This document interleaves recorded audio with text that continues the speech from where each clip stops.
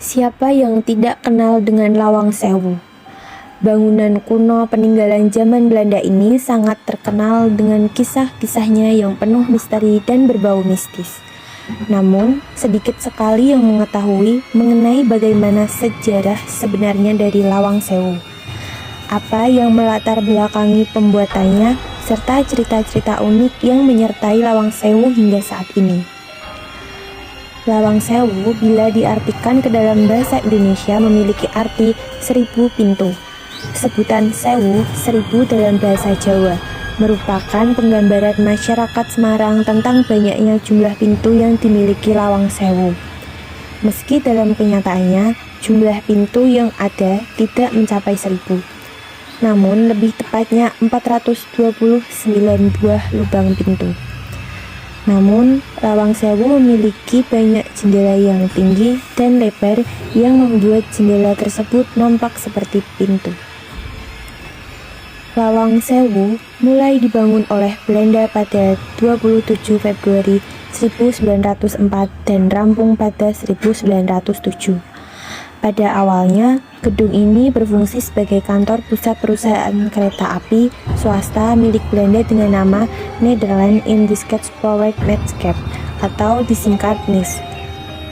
Perusahaan inilah yang pertama kali membangun jalur kereta api di Indonesia menghubungkan Semarang, Surakarta, dan Yogyakarta.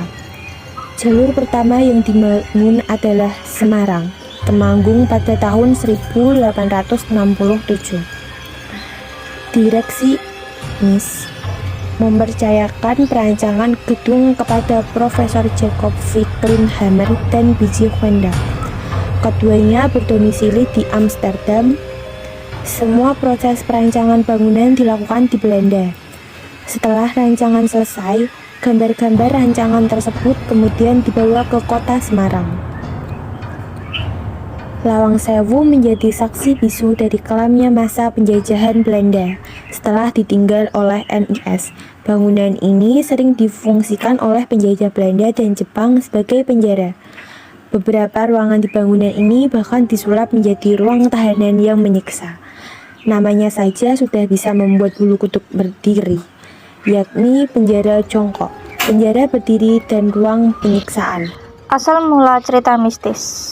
Tak heran bila melihat sejarah kelam yang dimiliki Lawang Sewu membuat bangunan ini memiliki 1000 cerita dengan unsur mistis.